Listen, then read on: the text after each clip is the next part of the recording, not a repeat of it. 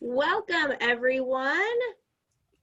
Still have a few people joining in, and one of our co-leaders was having some computer trouble, so he will be joining us as soon as possible as well.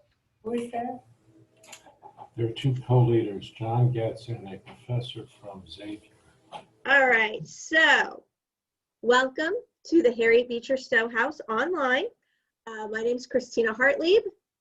Here comes Tyrone now.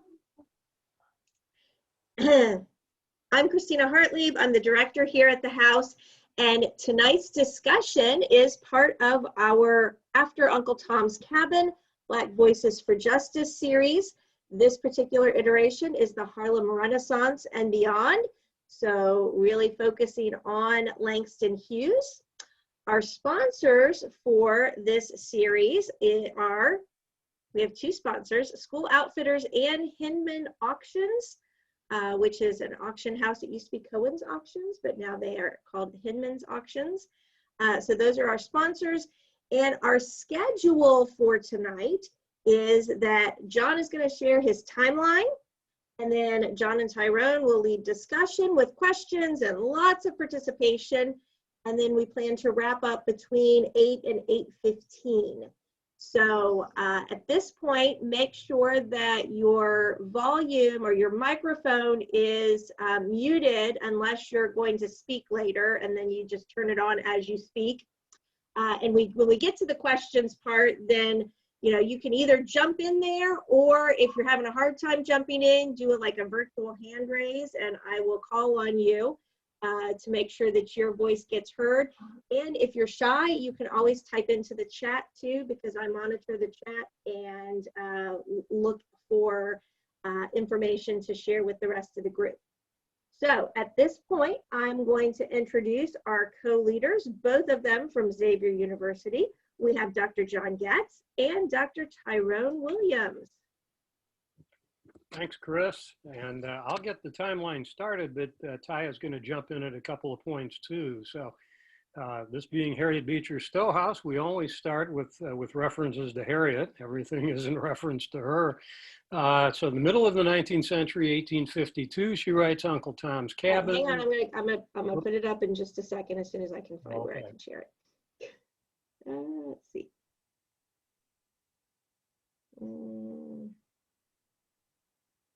Apparently I have lots of things open and I didn't realize it.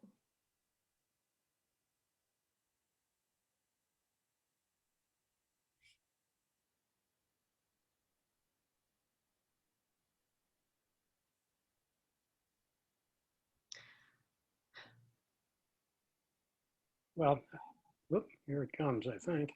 There we go. All right. So, go ahead, John. Sorry, I didn't mean to interrupt. No problem. Middle of the 19th century, 1852 is Uncle Tom's Cabin, and a huge impact that it had. One of the many sparks that set off the Civil War in the early 1860s. And then we find Harriet Beecher Stowe. This is a very condensed version of her life. She dies in 1896 at the age of 85. It's sad to me when I think about it, not just because of Harriet dying, but that Plessy versus Ferguson, the Supreme Court handed down that decision the very same year that she died. And that's the one that, of course, set up legalized segregation and set up the full triumph of the white supremacists trying to regain ground that they had lost in the Civil War and Reconstruction. That's the 19th century. We're now in the 20th century with Langston Hughes, born in Missouri, and a descendant of enslaved blacks and whites who enslaved blacks. In fact, his maternal grandmother, her first husband, died at Harper's Ferry fighting alongside John Brown. Okay, hang on. John, I'm sorry. I've got the wrong timeline up here, because I'm looking at stuff for Richard Wright. So let me fix that. You can keep going, but I'm going to try to fix that before, or yeah. So even though that was his grandmother's first husband, that was not Langston Hughes's grandfather. Her second husband was, but she told him a lot, told young Langston a lot of stories about her first husband being one of John Brown's raiders. And her second husband was prominent in Reconstruction politics, and and his brother was a Virginia congressman. So there's clearly a sense of involvement there in the family past, but it didn't really filter down to benefit him financially when he was a kid. The family was poor. The parents split up. The father left and wound up becoming a successful businessman in Mexico, and occasionally, did restore some contact with Langston. But generally, the family was poor, and often enough, the mother tried to have an acting career, and so he spent a lot of time as a kid living with his grandmother and hearing these stories about her first husband. And other very progressive ideas that she had. Following the grandmother's death, Hughes is living, young Langston is living with his mother for a while. He does graduate from grade school in Lincoln, Illinois. He was the class poet, maybe not a surprise. And then the family moved to Cleveland. So here's an Ohio connection we have. And it gets even stronger. We'll talk about it in a couple of minutes. But 1916, they moved to Cleveland, and that's the date that's often given as the beginning of the Great Migration. And here I'd like to get Ty in to talk a little bit about that, and also the Harlem Renaissance that starts in around 1919. Sure. Wait a minute, hold on. Am I muted? No, I can hear you. Okay, good. So yeah, so the Great Migration is often cited as the first mass movement of African Americans from the South to the North.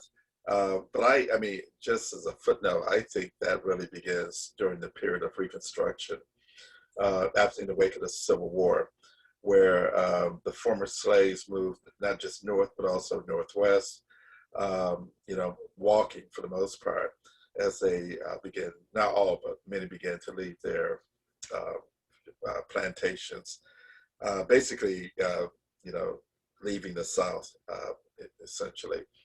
And so that's all throughout the decade of the 1970s. But then the next major wave is indeed in the wake of the Second World War, the First World War. The third wave occurs after the Second World War. But it's a very interesting period because, among other things, not only are African Americans, moving north because of, among other things, the price of cotton is dropping, and so there's really, and so profits are dropping, and so many plantation owners cannot afford to keep people who are working there as sharecroppers, and there's very little work in the South at this particular point, in the early 19-teens. And so people just began to move en masse to northern cities, but also out northwest to Arkansas, Oklahoma, and places like that. The other thing I should say about this is, if you're interested, is the Black artist Jacob Lawrence has a great series of paintings called The Great Migration, where he depicts people moving from the South to the North. But he also depicts the problems that people face in the North, because it turns out not to be the kind of perhaps paradise that many people thought it would be. There's segregation in the North, there's racism and discrimination, there's violence, and particularly for people who try to work in factories and steel mills and so forth. A lot of them get hired as scabs because it's also a period of tremendous labor unrest. And so there's a great deal of violence against African Americans who work in these factories. But at the same time, you have newspapers, Black newspapers, like the Chicago Defender, which are actively encouraging people to leave, African Americans to leave the South and move north. And in fact, it got so bad that at one point, several states in the South would confiscate copies of the Chicago Defender because they were so insistent upon you know, trying to encourage African Americans to leave the South and move north. Sorry, that may be more than you needed to know, but in a way. Well, tell them a little bit about the Harlem Renaissance too. Oh yeah, so the Harlem Renaissance, you know, I mean, there were several places that, I mean, Chicago being another place, sometimes called the Chicago Renaissance. But when people think about the sort of great awakening of African American culture, they think of Harlem, the Harlem Renaissance, which begins about the 1919s, shortly after the war ends, the First World War, and then goes all the way up to the Great Crash, which initiates the Great Depression for the most part. So it's a time of tremendous money being poured into Harlem, primarily from people from Lower Manhattan who have money to spend. It's sometimes called the Jazz Age. So there's a lot of patronizing of clubs in Harlem. Some of those clubs are integrated, that is, they welcome both Black and white customers, patrons, but many are also segregated, which is to say they only serve white patrons from Lower Manhattan. But it's also, you know, a tremendous explosion of art, painting, music, and of course, literature. And Alain Locke, sometimes people think that he quote unquote started the Harlem Renaissance, but actually what he did was write an essay called The New Negro. And in that essay, he points to people like the young Langston Hughes as initiating an entirely new, if you will, Black person who has, you know, moved on from the period of slavery, from the so-called Sambo, and specifically from the Uncle Tom character, the way it was understood at this particular time. So it's a tremendous, and Hughes is swept up in this particular period, begins writing. As you can see here, he publishes his first poem the same year that the NAACP is formed and initiates their journal called The Crisis in 1910, which was edited, of course, by W.B. Du Bois. And it says here in 1924, he publishes the Weary Blues. Some people think of this as the first blues poem. I don't necessarily think that's the case, but at any rate,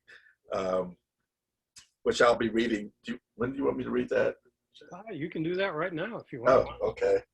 So I'll read this poem. I guess you. It was not on the reading list, so Right. A little extra. Although you could, if you want, you could probably Google it, find it easily if you want to follow along. It's I think Chris has it on her screen share if she can locate it. yeah, it's widely available. Anyway, it's called The Weary Blues. Droning a drowsy syncopated tune, rocking back and forth to a mellow croon, I heard a Negro play down on Lenox Avenue the other night. By the pale, dull pallor of an old gaslight, he did a lazy sway, to the tune of those weary blues, with his ebony hands on each ivory key. He made that poor piano moan with melody, oh blues, swaying to and fro on his rickety stool. He played that sad, raggedy tune like a musical fool, sweet blues coming from a Black man's soul, oh blues, in a deep sung voice with a melancholy tone. I heard that Negro sing that old piano moan. Ain't got nobody in all this world, ain't got nobody but myself. I'm going to quit my frowning and put my troubles on the shelf. Thump, thump, thump with his foot on the floor. He played a few chords, then he sang some more. I got the weary blues and I can't be satisfied. Got the weary blues and can't be satisfied. I ain't happy no more and I wish that I had died. And far into the night he crooned that tune. The stars went out and so did the moon. The singer stopped playing and went to bed, while the weary blues echoed through his head. He slept like a rock or a man that's dead.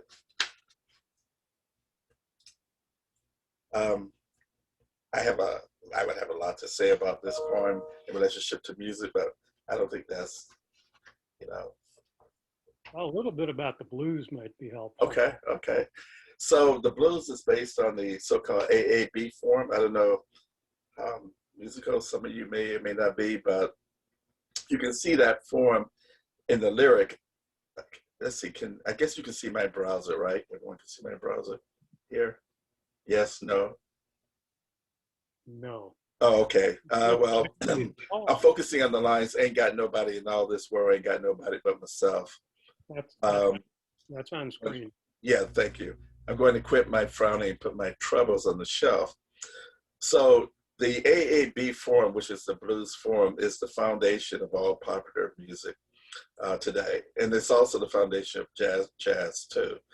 But when we talk about AAB, we're referring to the fact that the first two lines are the same, although there's sometimes a variation. For example, ain't got nobody in all this world, ain't got nobody but myself. So then, and then the B is I'm going to quit my frowning and put my troubles on the shelf. And so when people have talked about how did this particular form emerge, part of the explanation, and this may be more apocryphal than true, but this is part of the history, if you will, or at least the myth, is that the reason the first line gets repeated is because often when blues musicians played in juke joints and old clubs and so forth, where there was a lot of drinking and talking and so forth, in order to get people's attention, they repeated the second line. Some of you may have heard that story before, but that's often the explanation for the AAB B form emerging. And so it becomes, and particularly this is true, of course, when we talk about urban blues in big cities, again, where people are shouting and, you know, you're in a bar and so forth. And so you need to keep, because remember, we're talking about a period when there are no amplifiers. So, you know, you've heard of the notion of blues shouter. You know, the singers sometimes called blues shouter. That's because literally they had to shout over the noise of the crowd in order to be heard. I guess that's enough right there in terms of what the blues is all about. But this was a form that was very prominent during the period when Langston Hughes was alive, particularly during his boyhood and young adulthood. So he would have been very familiar with this music. And in fact, if you play old, you know, music from this period, from the 40s, like Fats Waller and people like that, you can also hear them, you know, thumping, you know, their feet on the floor. I mean, you can hear that sound coming through, thump, thump, thump, that he refers to in the poem, because that's their way of keeping time. And they have to do it really loud in order to hear themselves over the crowds in the juke joints and the bars and so forth. Sorry, I feel like I'm in school now, giving a lecture on the blues. No, that's great background. I think people are happy to hear that. I'll go back to the timeline, which I can wrap up fairly fast. There was that one Ohio connection I wanted to follow up on. In Cleveland, when Hughes is in high school, one of his teachers is named Helen Chestnut. Right. And some of you who have been doing this series before will be familiar with Charles Chestnut, the wonderful author of many short stories and the great novel, The Marrow of Tradition. Well, this is his daughter. And she was a renowned teacher of Latin at that high school for years and years. So Ty's given you a pretty good overview of Hughes's poetry in the 20s, the big blues influence. He did write an essay in 1926 called The Negro Artist and the Racial Mountain. Right. That's important, in which he wants Black artists to affirm their culture, their experiences without trying to please white audiences or to try to reflect what white audiences want to hear, and to do so with pride. By the oh, go ahead. Oh, I was just going to say in that essay, you know, he ends by saying he doesn't, you know, that the new young upstart artists don't care what white people or Black people think about them. And so the other thing about the Harlem Renaissance is often cited as the beginning, if you will, of the assertion of individuality. And that's important in relationship to the 19th century, where for the most part, you know, African Americans were seen as a mass, that there was no individuality and so forth. And so part of the idea of being the new Negro is to assert that, you know, each person is different from the other person. So that's also part of that essay, The Negro Artist and the Racial Mountain. So that's kind of an overview of Hughes in the 20s. By the 30s, he gets more political, more politically explicit. Some of his, like the poem, Let America Be America Again in the 1930s, which isn't just about Black experience, but where he's trying to reach out and take in people who are oppressed of other races in America as well. And we can talk more about that when we get into the specific poems. By 1938, and this shows how Uncle Tom's Cabin continues to cast its shadow over the work of many writers. Hughes produces a satiric one-act play called Colonel Tom's Cabin, sometimes also called Little Eva's End. It's filled with deliberate anachronisms, and Uncle Tom demands to be called Colonel Tom, and St. Clair morphs into a character named Sinclair, but there are references to the New Deal and all sorts of things in there that wouldn't have been in the book. Then if we go down to 1943, that's where Simple is born. In the weekly columns of the Black newspaper that Tyrone mentioned before, the Chicago Defender, he creates the character Jesse B. Simple, a Black everyman who is known as Simple. The columns run in the Defender and later in a New York paper for 20 years. Not all the columns were about Simple, but he's a recurring character in them. And some of you may know this book. This is the easiest collection you can get these days, The Best of Simple, in which Hughes, it was in 1961, he went back and picked out a lot of representative columns from the past. And his description of Simple as wondering and laughing at the numerous problems of white folks, colored folks, and just folks, including himself. That sounds very tame, I guess, in some ways, but he also viewed humor as a weapon to try to push for justice, and he was very explicit about that too. By 1949, he's got another collection that contains the first of the Harlem poems, well, the first one that we're reading, Here on the Edge of Hell. It's a very different view of Harlem from the glory days back in the 20s. This is the post-Depression, post-World War II Harlem on the edge of hell. And similarly, because the Depression, post-war displacements hit Harlem very hard, as any kind of depression we've seen. Something like COVID is always going to hit the more marginalized people harder. So by 1951, he publishes Montage of a Dream Deferred, one of the works for which he's really well known these days. It's a collection of short poems working together as a long poem, and it includes Dream Boogie and Harlem, two of the ones that you read.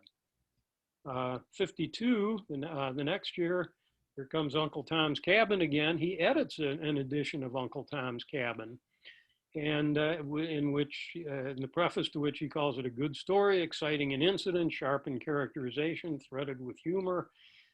He also calls it the most cussed and discussed book of its time. And there's an article down below here, that Peabody article, Rebecca Peabody, that analyzes this edition, and she sees him as, I encourage you to read it if you're interested in the subsequent history of Uncle Tom's Cabin. She sees it as he's in dialogue with Uncle Tom's Cabin. He's pointing out shortcomings as well as things that he finds good about it. And a couple contemporary notes. 1966, the year before he dies, he claims to have discovered a promising young woman writer by the name of Alice Walker, who turned out to be a pretty good find. he published her first short story, and you can read there how grateful she was for the generosity that he showed her in encouraging her career. And he was generally known as somebody who was very encouraging to younger writers. He died the next year of cancer, and but has become something of an inspiration, I think, to a number of hip hop artists in our own time. So that's why I put in that that last note. It's not that what Mos Def did that night is such a crucial turning point, but it reflects connections between Hughes's poetry and rap today. So I think that's our overview and our timeline, and we need to get into the discussion. So, Ty, do you want to ask the first question? We'll see what people are thinking. Yeah, actually, I don't have the. Oh, okay, well. Can someone put the questions maybe in the chat so we can just see them? Yeah, are there any questions from anybody so far?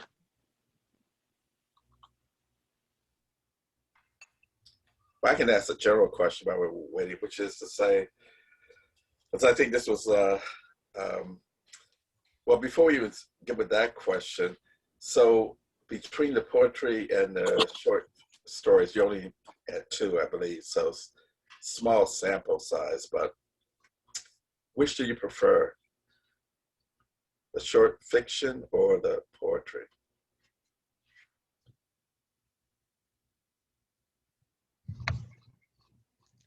I prefer the fiction, the short stories. Yeah, and I think Evan posted something in the chat too that was his preference too, because it sticks with him longer, which makes sense. Okay. So about the short stories then, this is an interesting question because you know, the book was in fact titled The Best of Simple, S-I-M-P-L-E, but the character's name is Jesse Simple, S-E-M-P-L-E. So is simple really simple? If you get my drift.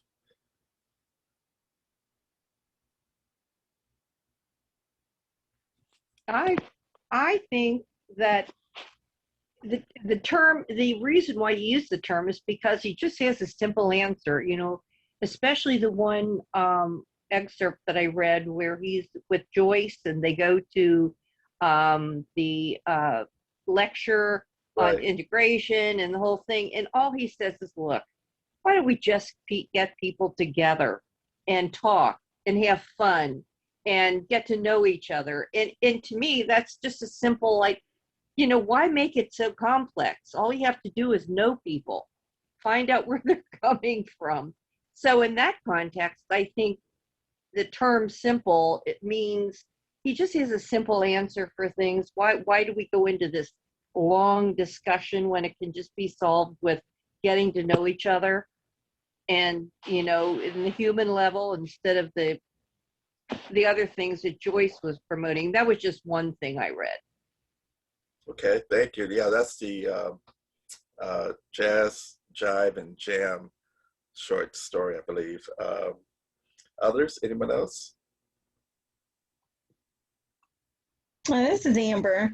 And what I really like about it is that this character, because he is very regular, like just a regular guy, and he would be seen as like simple or not too smart, like, you know, he's not well read or educated or whatever.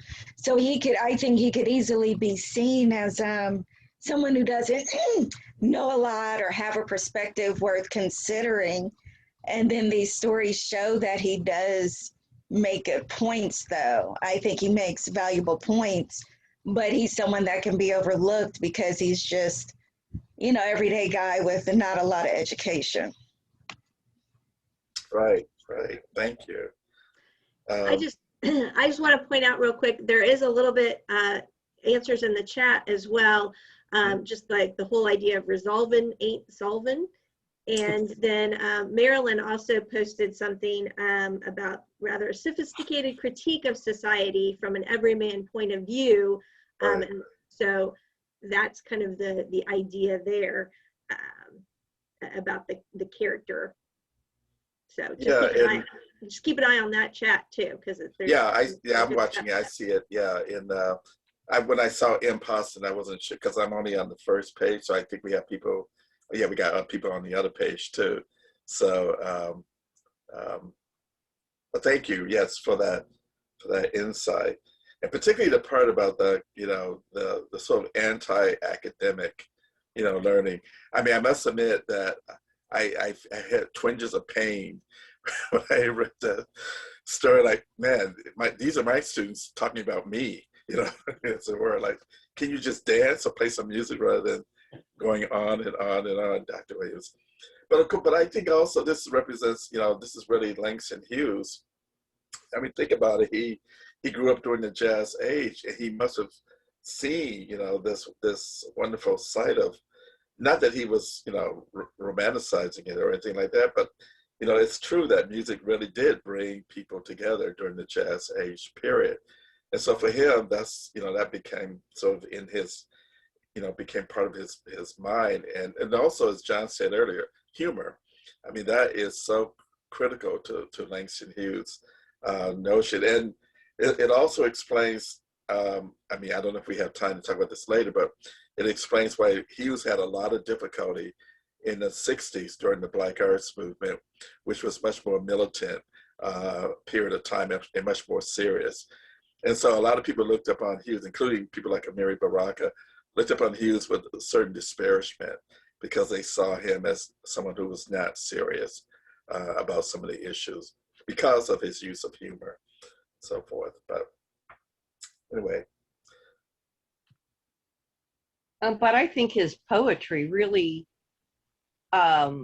showed his other side. Mm-hmm. It was very sensitive, and how the normal common Black person or white person, he was talking about all people basically who were under tow. That was the sensitive side of him. I agree with you 100%. I think. I agree with you 100% because remember the last line of that poem, The Weary Blues, like a man half dead. Because, the rest of that poem, it seems like he's having fun, he's enjoying himself, the blues player, and then that last line just sort of kills it. That, this person, this player has put everything on stage and, now he's completely exhausted. And so you're right that Hughes definitely had this serious side. And it's not just in the poetry, it's also in some of the other fiction too, other than the simple stories. I was going to say that I think it's really interesting how he, predicted kind of the future, like the one part of the story where he was saying he wanted to get a medal from, he wanted the Black general to give the medal to the white soldiers. And all these years later, we get our first Black general, right? I mean, it's just incredible how, he had this vision of equality that I don't know if it'll ever be achieved, but he kept putting it out there, like in whatever, in the poems, it was more direct perhaps, but in the story, I thought that was pretty effective. Right, and Chris has just put a line from the story in the chat. I had never heard of Harriet Stowe. He must have come before Booker T. Washington, which is... I have to say, as much as I know these stories, whenever I read those lines, I just burst out laughing. It's just hilarious. Simple what Simple says. But he's, that character is, it's for me, I mean, so have some of you read some of Charles Chestnut's short stories? Some of you have, right? So I don't know if you recall that his so-called passing stories are set up very much like the simple stories, where you have, just like in these stories, you have the narrator who's, you sort of infer that he's kind of sophisticated and, he's smart and he can't be taken in by anyone. Then he's talking about his buddy Simple.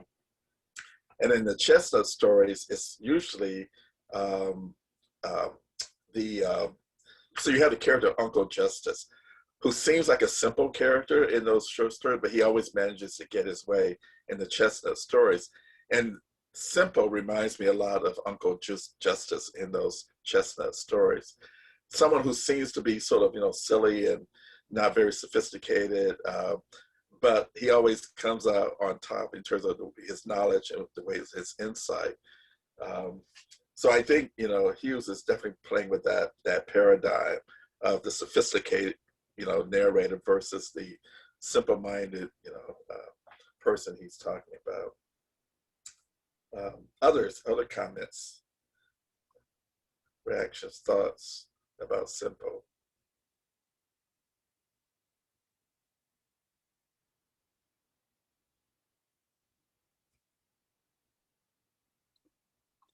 Ty, do you think that makes him kind of a trickster figure too?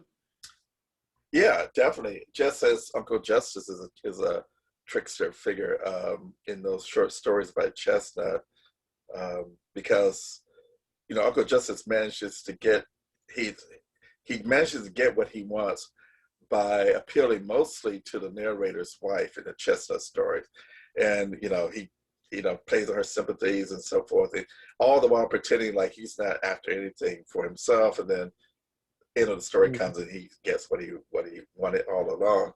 And I think that's definitely true for Simple, particularly in the Jazz, Jive, and Jam story. I mean, the title of it tells you right there, Jazz, Jive, and Jam, right? And I think we all know, I think most of us are old enough to know what Jive means here, right? It's like someone who's basically just throwing out BS, right? Basically. But that behind that BS, there's some truth. That's the whole point of it. There's some truth in it.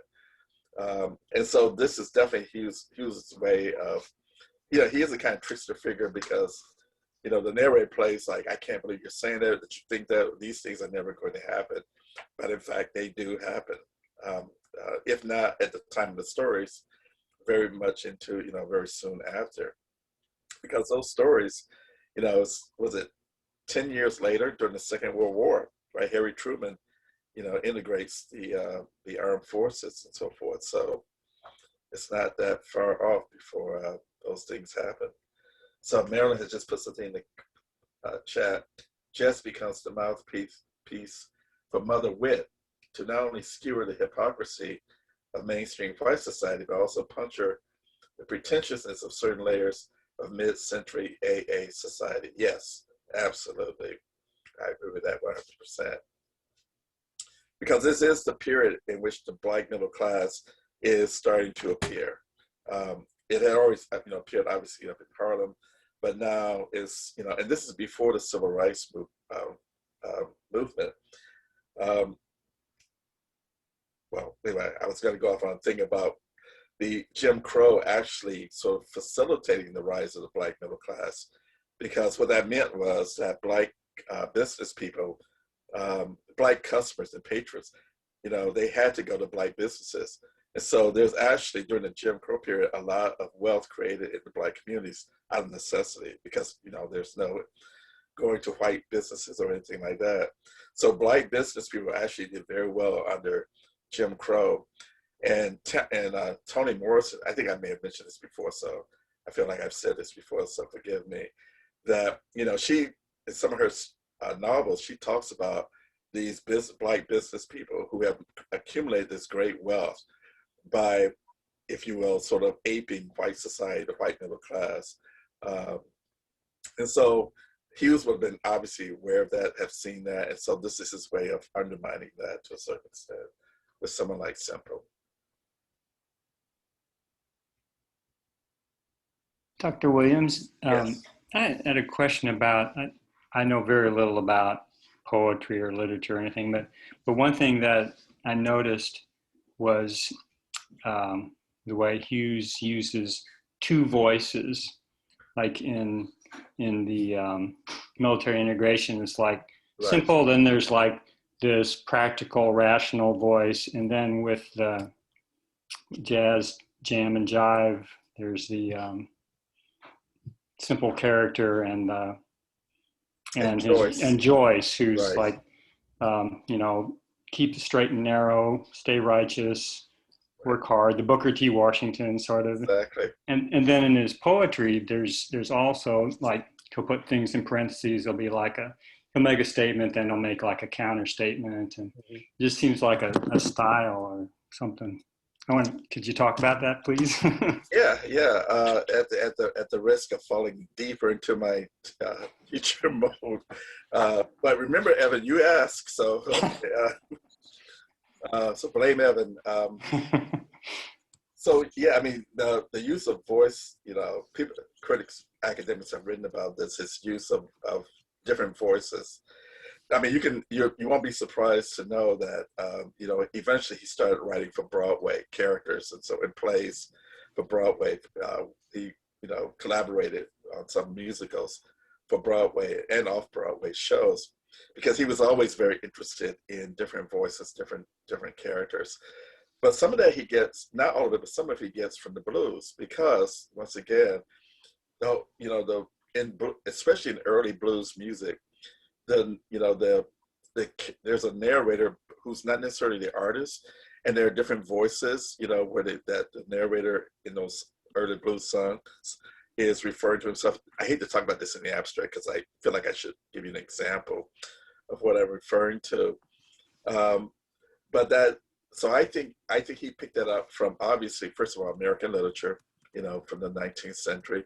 But also, I think from the music, particularly from blues music, he picked up that idea that you can create characters, and that you don't have to use the traditional lyric tradition where you simply say one unambiguous thing. But in fact, as you pointed out, you say one thing, then you counter that with something else, and you undermine it constantly, which is also part of humor too. That's what humor is all about, right?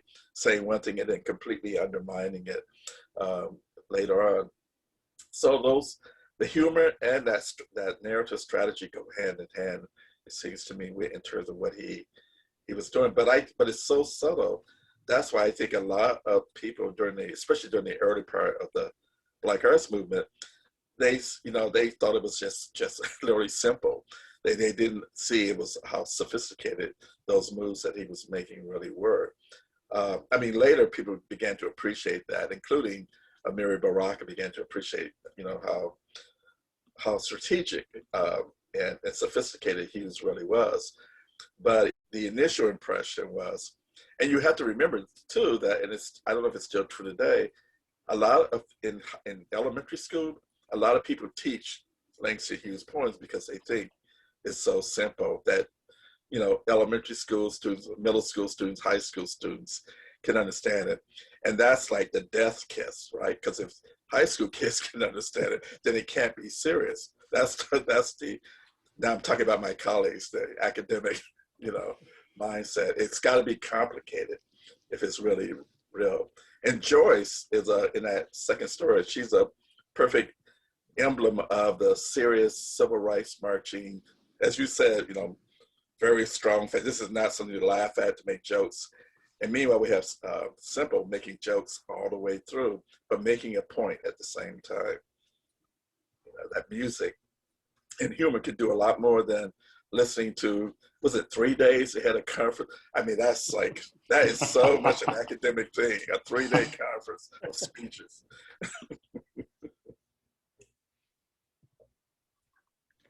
So I like this kind of interplay of the idea of voice, and people, it goes back to a couple of people have commented on, so which is the voice of Hughes? Is he Simple or is he the other characters? And, it emulates call and response, which is, a long-standing tradition in African-American music and spoken word things. And then also, there's this interplay between the idea of reality and the ideal. So here's the ideal, but here's the reality kind of thing. Right. And all of these are interesting to me in terms of that idea of voice, because that's one of the big interpretive themes that we have here at the Harriet Beecher Stowe House is what is the power of your voice kind of thing. So not really a question, just a comment to move. Well, Evan and Jen, I mean, thank you for adding on to, because that's something I should have started with, call and response. I should have just start with that, even in terms of the blues form, because the B is the response to the A. If you think about that in terms of the blues form, and other fourths built upon that. So absolutely, John, I feel like I've taken over your That's fine. It's your show here, so I don't mean to dominate, as they say. Well, I think we've done a pretty good job of talking about the different voices in the story. And back to, I guess, that question that somebody asked, which one is really Langston Hughes? I think it's kind of all of them in a way. That, but I don't know. I'd be interested in what other people think about that. I think he's kind of working stuff out. Maybe he would feel some sympathy with the Joyce, the middle class dreams, but then I think his heart is really with Simple. But I think he's not dismissing the other side either, and he wants the dialogue to go on. I think between the narrator, at least as I see it, between the narrator and Simple, because Simple somewhere in some of the other stories isn't always such an admirable guy. Right. He's smart, very smart, but he doesn't always, you can question some of his behavior. So I think to me, it's a dialogue with him trying to work out these things. And he sees some wisdom in both, but I think the heart is really, for me, with Simple. Yeah, and it's also a period during, where class stratification, is starting to occur, in the at the turn of the century. And this is all, it's hard for us to imagine this, but this is all fairly new. It's not, there were class differences in the 19th century among African Americans, but they was not nearly as stratified as it would become in this particular period. And so the more you have that, and in fact, I was trying to think of the name of the guy who invented Negro History Week. The last name is Woodson. Carter G. Carter Woodson, or Carter G. Woodson. Yes. Yeah, Carter G. Woodson. Yes, exactly. Thank you. Who was a historian and came up with the idea of Negro History Week to celebrate the accomplishments of people of color. And so, but like W.B. Du Bois and others, and like Booker T. Washington, he was also fairly class conscious, let's just put it that way, sort of snooty, as we might say today. And so I think Hughes is also responding to this, to the growing stratification within African American communities, and which is, I think he sees this as a threat to unity. It's obviously a threat to any kind of unity, because you have people with, individualism is good on the one hand, but on the other side of it is that it's hard to get people to agree about the correct strategies for, moving forward, for improving things and so forth. So I think that's also what's going on with the simple characters versus, the more sophisticated characters. Yeah, and anybody correct me if I'm wrong, but I feel like one thing that Langston Hughes was noticing, like when the Harlem Renaissance was really, really popular, and he said, well, there are so many Black people in Harlem who don't even know about the Harlem Renaissance. They don't even know that this is going on. So I'm being reminded of that, and it's like that's probably why he was so drawn to creating Simple and bringing out Simple's voice, because here you had these Black people who were educated, didn't want to, be seen under that caricature of Uncle Tom. And so, they're trying to be like the best they can for Black people, but there were so many Black people who were totally disconnected or just did not even know what was that these great writers were in Harlem and doing all this stuff. So I guess he just really, really felt that distance. And I go ahead. Oh, no. I'm fine. I thought someone else was going to first of all, I think you're absolutely right that anxiety, and even the simple stories, they did well, but they didn't do well with the market he thought he was writing to. this was true, of course, of the Black Arts Movement too, that, you know, to the extent that they did well, sold books and so forth, it was primarily to a white audience at this particular time. And so I think that was the other side of the anxiety for him, how to reach that other group. Because you're right, nobody, you know, living in Harlem at the time knew they were living through the Renaissance. They were just living their lives. You know, that term is something that academics and others invent, you know, later to describe the period. But otherwise, people are just living their lives. And in fact, the majority of people in Harlem couldn't afford to go to those clubs, those blues clubs and jazz clubs and so forth, even if they were, you know, allowed to go in. So when we think about this period and think about it in terms of Harlem Renaissance, we are talking about a small percentage of the Black population, and even a small percentage of the white population too in New York. So we do have to keep that in mind, that it's like the civil rights movement, right? I think we mentioned this before, that what at the top, no more than 9,000 African American people in general, Americans, participated in marches and protests. So that means the overwhelming majority of Americans were set on the sidelines, you know, during this particular period.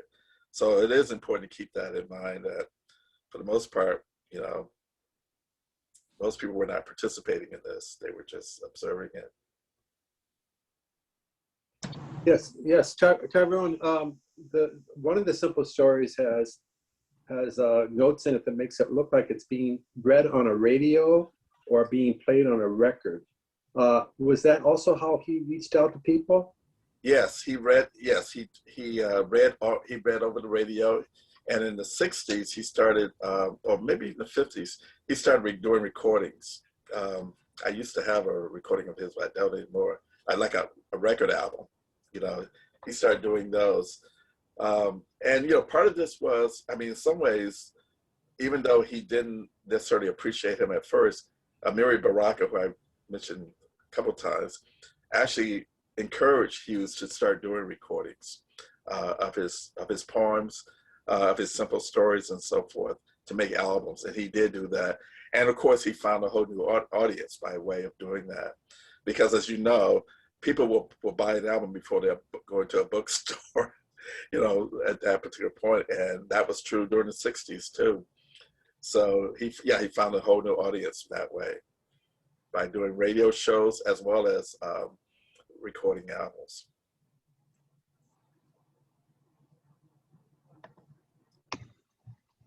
So there's a question here from A. Rosh. Reading his work, I have wondered when he was writing to the reader and when he was writing to himself, to simply word choice to express his own moments of reflection.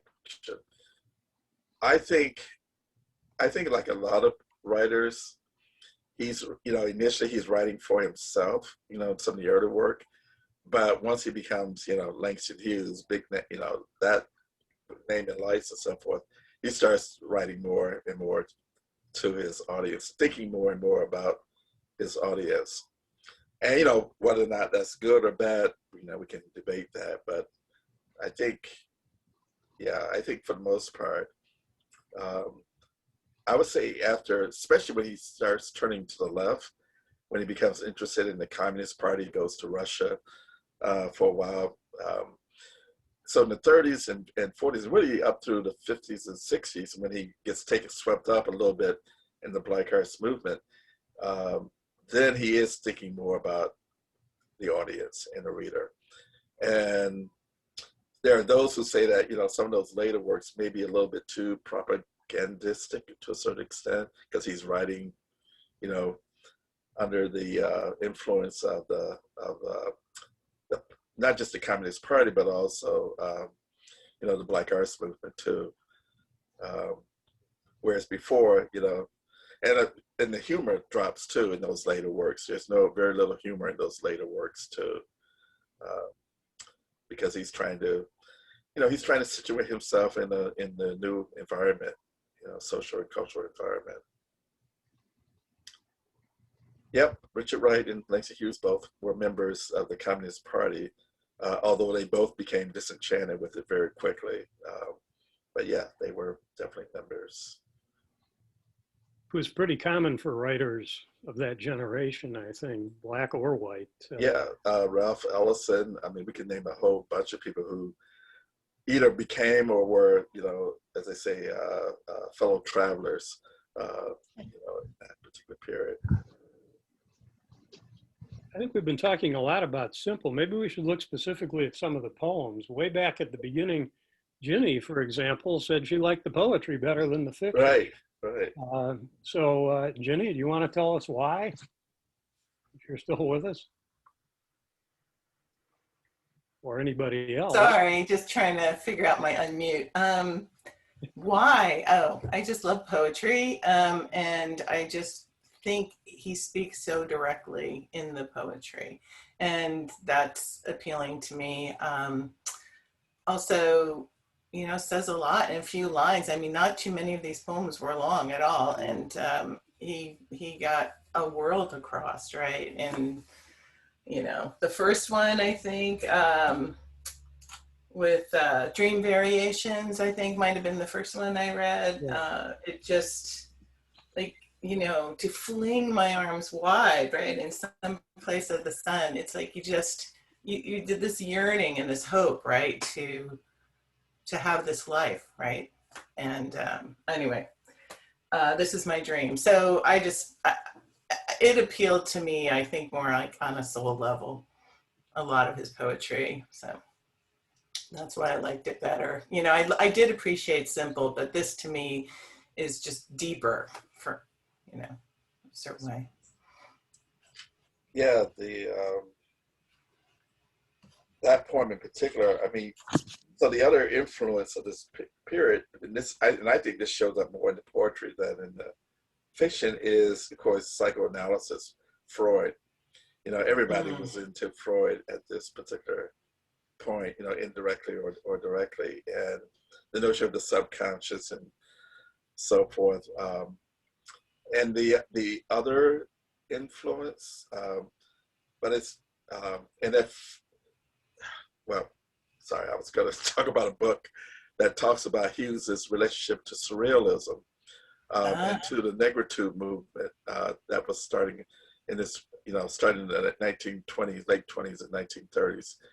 These are French Caribbean writers like Senghor and Damas and others in the West Indies writing, starting to break away from the influence of the French Academy and write, you know, about themselves, as it were. And I think it's Senghor that comes up with the term negritude.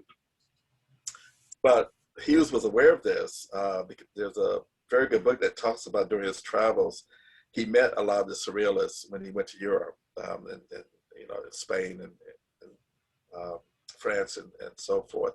And so there's been some speculation that this was also part of the influence of his work, that he really sort of got into this notion of sort of exploring the, you know, the subconscious through, you know, these sort of wild images.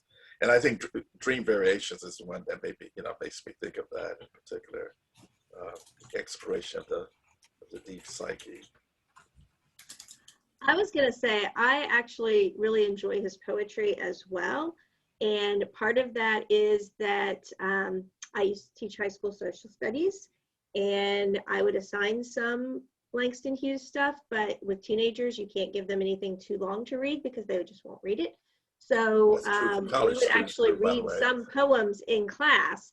And I think probably my two favorite are the I2, right, Emeritus. I Am the Darker Brother. Right. And then the other one being the America Was Never America to Me. Right. Right. So I used to use those in US history classes. I'm sorry I have to go. Okay. Thank you. Good to see you. And I like that I2 poem.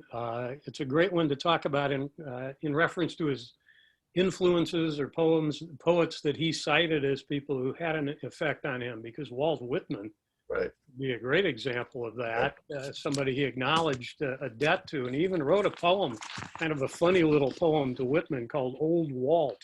Right. Very short, I can read it. Old Walt Whitman went finding and seeking, finding less than sought, seeking more than found, every detail minding of the seeking or the finding. pleasured equally in seeking as in finding, each detail minding, old Walt when seeking and finding. Right, right, And he's really, in this poem, in I Too, I think he's really talking back directly to Whitman's I Hear America Singing right. in that poem and saying, hey, that's a nice poem, but I'm here too. I'm singing, I too sing America. You white guys with all your, with your big expansive poem that isn't quite expansive enough to include me. Right. So, That Walt Whitman poem also reminds me too that in both short stories, it's all about doing, and as he says in the military integration story, it's about doing, it's about solving, not resolving, right? Because he's, so people have resolved for years, that's all we've been doing is resolving this, so the notion of acting and doing it, I think is key to those two stories. And I think it's in the poetry too, that is, enough talk, it's time to just act. The Harlem, what was that, On the Edge of Hell one? And I guess I'm still traumatized from those Richard Wright stories last time. But it instantly made me think of those stories that we read, and he seemed to encapsulate those experiences with that poem. Like, that's really haunting. And it's just, and then it's just disturbing. And this is how, like, especially with Black artists, there's this, like how you mentioned the Black arts movement being more militant, and then they, being upset with Langston Hughes or whatever. And when you read that poem, it's like, how could anyone think that he, wasn't, I don't know. It's like, how dare other Black artists criticize him when you read a poem like that? Like, he knew, he was very aware of what was going on. And you see it there in the poem. Like, that described pretty much all of Richard Wright's stories. I feel like, so. Well, yeah, it wasn't people like Richard Wright. It was some of the young Turks, if you will, who were. Yeah. But I'm just saying, like, he definitely summarized, I think, those stories that we read with that poem. Like, a lot of his, yeah, I see what you're saying. Yeah, you're right. And I think this goes back to something that John said, that those poems, particularly in Montage of a Dream Deferred, the later sort of jazzy suite of poems, is he's sort of recording now what's happening to Harlem, in the wake of the Depression and the Second World War and the violence and the decline, from which you could say Harlem has never recovered from that economic downfall. And so remembering the 20s, he's thinking about the changes that he's seeing in Harlem, where, it was like one of the most, destination places for African Americans or people in general to move to. And in 20 or so years, he's seen it, go, completely decline in so many ways. And so I think those last poems, and the one that you cited, recording that, that kind of decline that he sees in the place that he, grew to love, Harlem.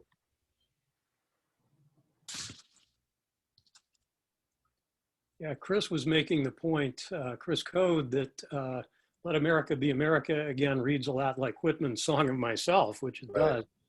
The way Hughes keeps repeating the phrase, I am the worker, I am the farmer. Yeah, that cataloging technique and the repetitions, the anaphora, beginning several sentences or groups of lines with the same phrase. He uses a lot of those free verse unifiers that Whitman did. He learned a lot from Whitman, even though ultimately Mr. Inclusive, Walt Whitman, wasn't inclusive enough. Right.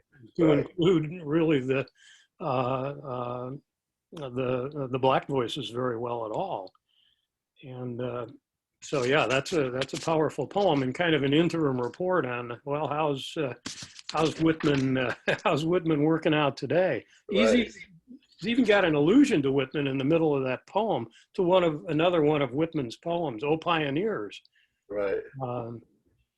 Beaten yet today, "O pioneers, I am the man who never got ahead." Well, Whitman wrote a poem called "Pioneers, O Pioneers," that that even inspired Willa Cather to use that as a title of a novel, her first prairie novel. And yet, again, it excludes Black people and Native Americans, even though, you know, the pioneers were nice, but the Native Americans were kind of being displaced by them. And yet, and Hughes is making that point in the poem, but Whitman and Cather kind of look the other way about that, I think, in their work. Right, right. So Wilbrod, Missouri, has an interesting question in the chat. Any extrapolations on MAGA today, and Hughes' "Let America Be America Again," simple sensibilities, and the so-called deplorables a la Hillary Clinton?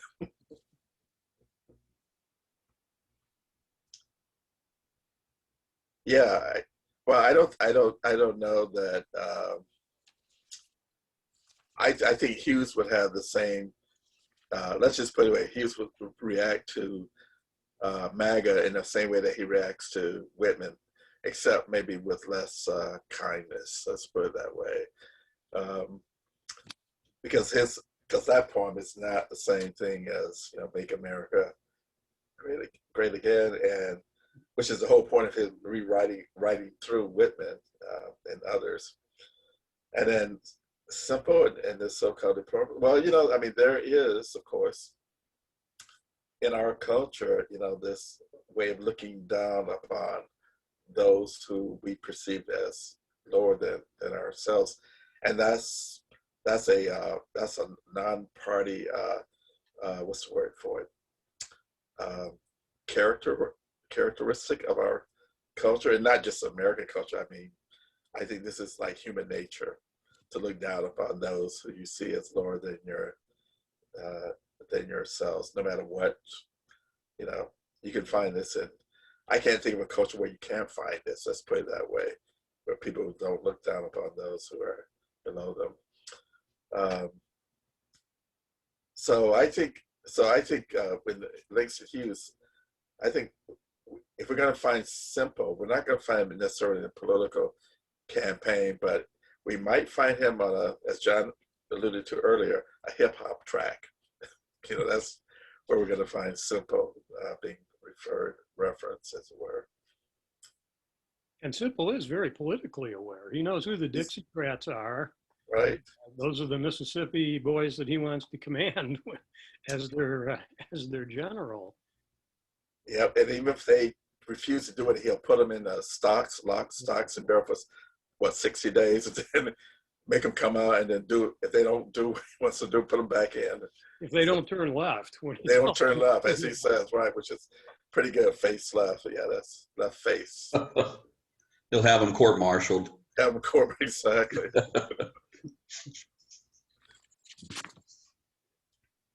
And I presume most people know who the Dixiecrats are. Those were the Democrats who were so offended by Truman integrating the armed forces in 1948, that they dropped out of the Democratic Party and ran.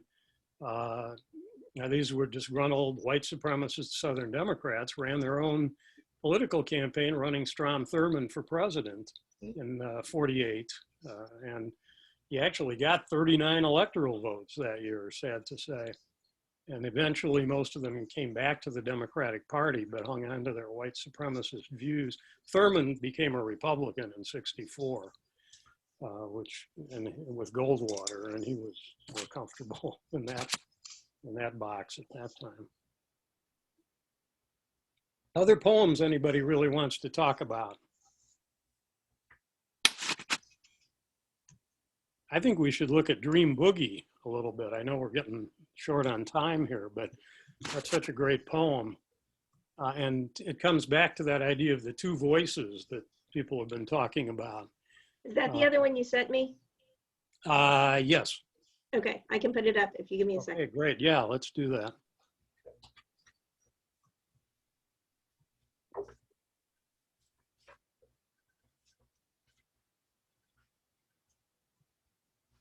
While it's coming up, I'll say the first line, "Good morning, Daddy." Now, one critic I read speculated that this means it's a woman speaker in the poem, which would otherwise, if it was a I mean, that could be the case, you know, but I think that was such a common expression of the time. This is when guys said to other guys as they were close friends with, like, "What's going on, Daddy?" and so forth. So yeah, I wasn't convinced by that either, but it's right. an interesting way to think about the poem. Yeah, that's true. Yeah. But you've got, there's something going on, the boogie woogie rumble of a dream deferred, but you have to listen carefully. It's not on the surface. You'll hear their feet beating out and beating out. And here's that second voice that comes in, or at least the speaker responding to a second voice. You think it's a happy beat? You're missing the really important part here, the sadness that's underneath what appears to be happy.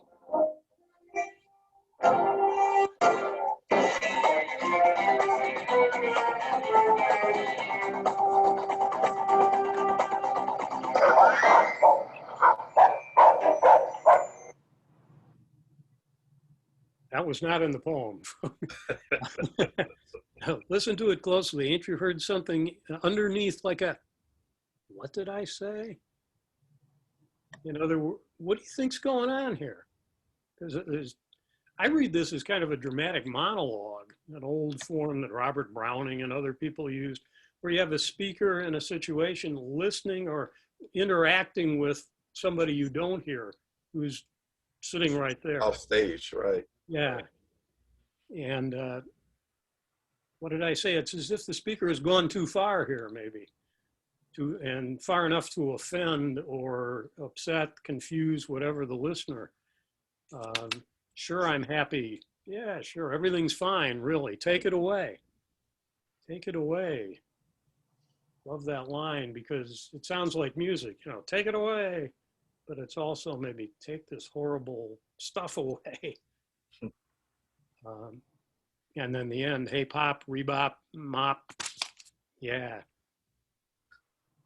And the last rhyme there, of course, is so ironic because after coming, sure, I'm happy. And then, you know, that mop refers to, you know, the kind of work, labor that's probably available to most people, you know, at this particular time. You know, the whole notion of doctors, people who are trained as doctors are working at the post office and so forth. That, you know, they take jobs sweeping floors and mopping floors and so forth. And so the irony is that the dance, I mean, this is sort of like the end of the Weary Blues, that just because the music is, you know, is sort of happy and it's, you know, it's bop and so forth. And of course he's, this is pre bebop. So bebop jazz mixes, I mean. And so he's thinking about this notion of what it means to be happy and playing on that whole old notion of the, you know, the happy Negro, you know, and so forth, that's a safe person, that person who's happy, who's dancing and so forth. And, you know, he's saying, no, that's not what it means at all. Yeah. All right, well, gentlemen, it's like 8:15. So if we want to do any wrap-up questions or ideas before I close this out. For me, I'll let Hughes have the last word. This is from his, a brief excerpt from his preface to Montage of a Dream Deferred, to the whole poem, meaning the whole collection. This poem on contemporary Harlem, like bebop, is marked by conflicting changes, sudden nuances, sharp and impudent interjections, broken rhythms and passages, sometimes in the manner of a jam session, sometimes the popular song, punctuated by the riffs, runs, breaks, and distortions of the music of a community in transition. Yeah. All right. Tyrone, any last words? Not from me, although there's a question in the chat. Will there be? Yeah. So I was going to say, these sessions will take a hiatus over the summer, and then we will start back up again with After Uncle Tom's Cabin, Black Voices for Justice series, the first Wednesdays, September through December. And I don't have the exact like readings and all that kind of stuff yet, but John Getz will be getting those to me, and we'll post them on the website as soon as we do get that. September 1 will be on James Baldwin. James Baldwin, there you go. Okay. And then, yes, we didn't talk about that, but yes, the Dream Deferred line, which is the Raisin in the Sun, which is the Hansberry play and so forth. Yes. Yes, so view the previous recordings from this series. Yes, you can do that. If I will make a note to send you some links. These sessions are recorded, and I normally do not broadcast the link to everyone. It just goes to the people that had signed up for it, but I can go ahead and send you links to the previous sessions. That's not a problem, Chris. And I will wrap up by saying, tomorrow I'm going to send everybody a survey for the discussion tonight, because we're working with the Ohio History Connection on, ways to collect feedback and so forth. So I'll send you a survey, and then sometime in the next week or so, I will send out the link to this particular recording. And then I just want to thank everybody for a wonderful discussion, and also thank our discussion leaders, Dr. Getz and Dr. Williams. So thank you, and I will go ahead and close it out there. But great discussion as always, and I look forward to seeing everybody back here in September. And if you still want to participate in other things that we have going on, check out our website and look at all of the book discussion group and the lecture series that we have there. All right. Thank you so much. Thank you. Yeah, thanks you. It was great.